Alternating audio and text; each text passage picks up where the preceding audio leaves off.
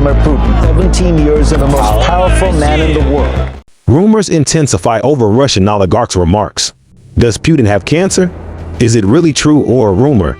Commentators on social media have speculated about Russian President Vladimir Putin's health in recent weeks, suggesting that the notorious leader seems to be showing signs of fatigue and possible illness amid the ongoing military invasion of Ukraine launched on February 24th.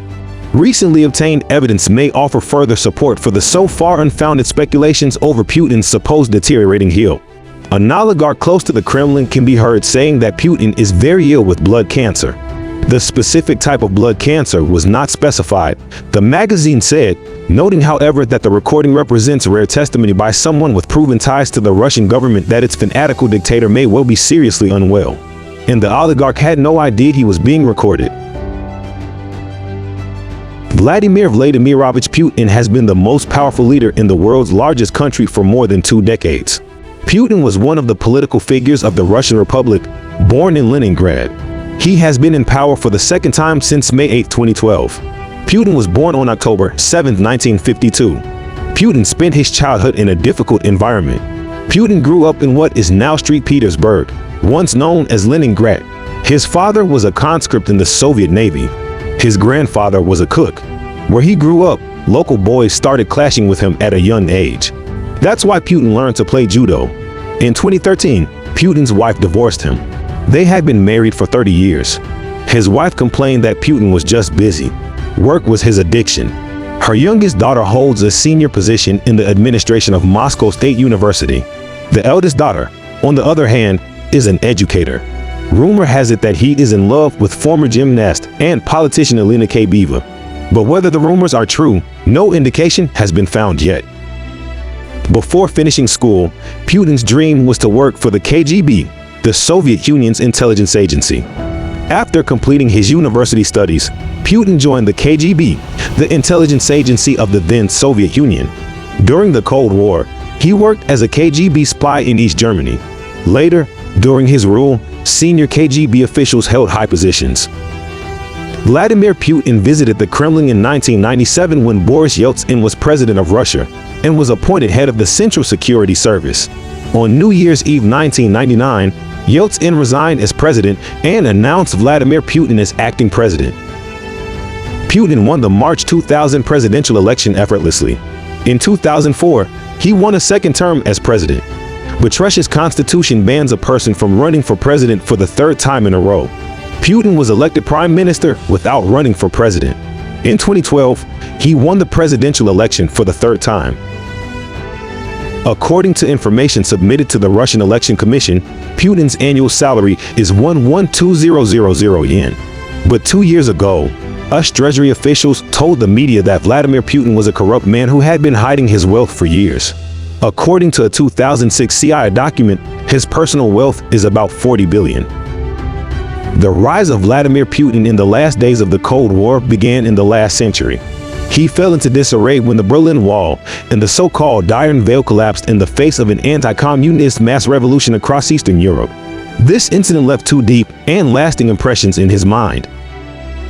First is his aversion to mass uprisings. And second, there was a vacuum at the top of power in Moscow after the collapse of the Soviet Union. Putin himself gave an example of such a void at the top of power. In December 1989, a mob stormed the KGB headquarters in Dresden. He then approached Moscow for help, but then Soviet leader Mikhail Gorbachev was completely silent.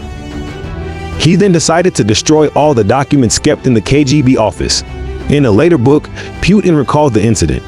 "We were burning so many papers that at one point the furnace exploded." Boris Reichester, Putin's biographer, is a German citizen. According to him, if it were not for Putin's experience in East Germany, we might have seen a different Putin. In 2014, Russia occupied Crimea with lightning strikes.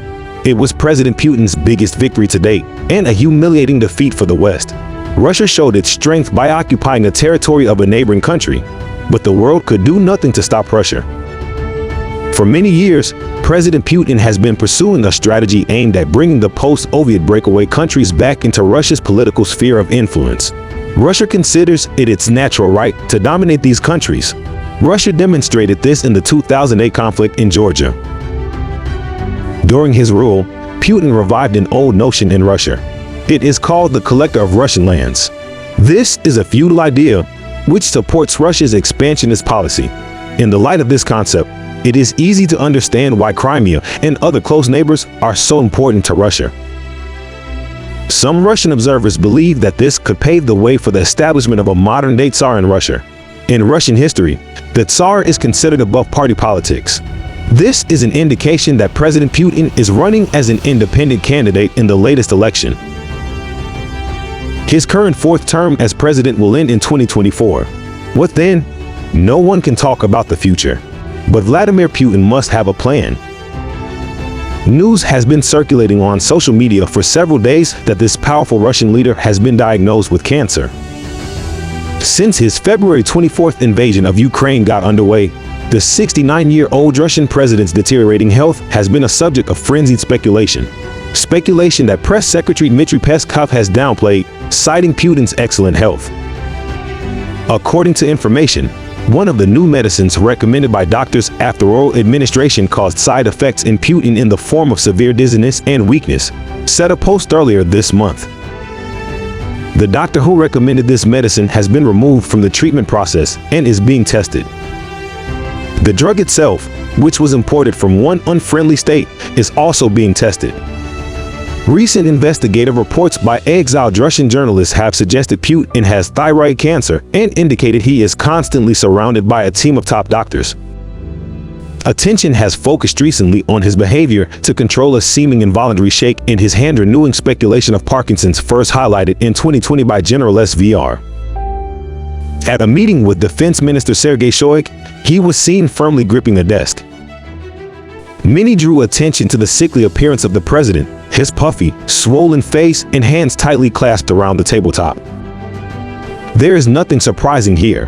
For more than a month, the attending physicians have not been able to convince Putin to change the drugs that suppress the symptoms of Parkinson's disease, since the old ones no longer give the desired effect and the president is simply afraid to experiment with new ones. Clinging to the table with his hands is a way to hide a small but quite noticeable tremor.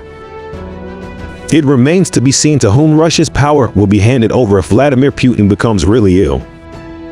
You can share your thoughts with us in the comment box below. Until the new video comes out, stay with us.